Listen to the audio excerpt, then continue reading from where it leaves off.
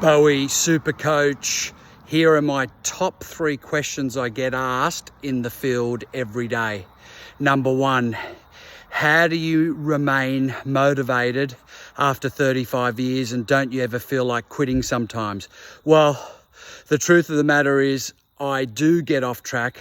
I do get unmotivated and sometimes I can get very close to quitting. However, I stay very laser beam focused on my purpose. I'm always reviewing what my desired outcomes are, and I live my life and my work life in particular in daily digestible chunks, so I don't overwhelm myself by looking too far in advance. Now, one thing that also helped me very much was when I attended a seminar a few years ago, and there was 2 young guys, Cass and Jonesy. They only recently left Knox Grammar School actually, and they were the first to undertake a kayak trip from Australia to New Zealand. They ended up achieving it in 60 days, and they got interviewed and someone asked them, were there times when you just wanted to grab that sat phone and just make the call and just quit? I mean, that's a lot of hard work in a kayak, just the 2 of you, very small, 2 months, 8 weeks, 60 days. Surely you came close. And they responded by saying, absolutely, there were many times when we felt like quitting. However, instead of quitting, you know what we did? We paddled at 80%.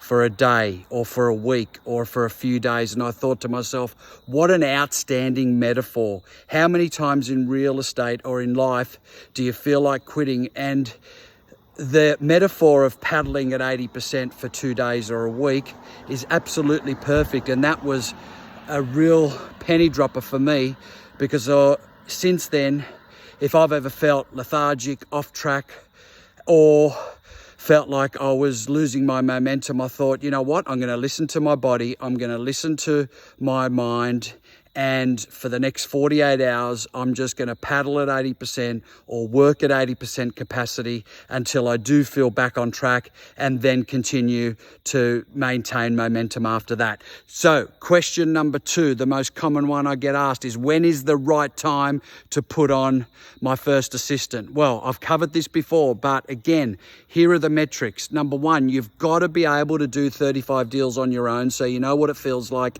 to cover all aspects of the industry. Number 2, you've got to want to be in real estate for the rest of your working career. Number 3, you want to be a growth agent who wants to double your business. Number 4, you've got to know how to manage people. You've got to have some HR skills. You've got to have some management skills. You've got to have people skills. And you need to create a job description and some accountability. A lot of people say to me, Bowie, oh, young people, they're lazy these days. Nonsense. The main reason I see associates leave or assistants leave is usually the agent's fault, because they're not challenging the person enough, they're not providing a framework of accountability, and they're not making sure that this person is kept busy and trained well. The third most common question I get asked is, should I change brands? Okay, so this is an interesting one. You should change brands if the culture is toxic. You should change brands if there is either zero or very little leadership.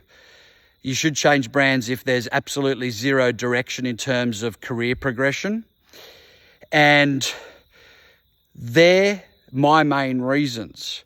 Don't change brands just because of the color and you get seduced by the next most sexiest brand or technology. That's not the reason to change brands.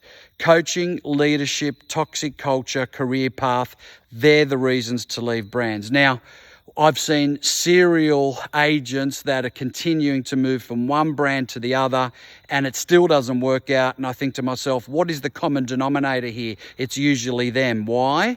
Because they feel that one particular issue is holding them back, and they satisfy that issue by going to another business, but then that business has also something that is an imperfection. It's a bit like personal relationships. There are people who are serial relationship changes where they go from one to the other because they think, oh, this person, is imperfect in this regard. Then they satisfy that and go to the next person and they find that there's another imperfection. Why is all this the case? Because relationships are dysfunctional and imperfect.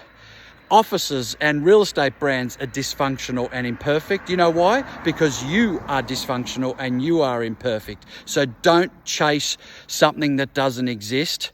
The grass may seem greener, but it's the greenest where you decide to water it. Make sure that if you are changing brands, it's for the right reasons. And sometimes it absolutely is valid, but other times it's usually yourself. And the first place to look is in the mirror. God bless. Live with virtue.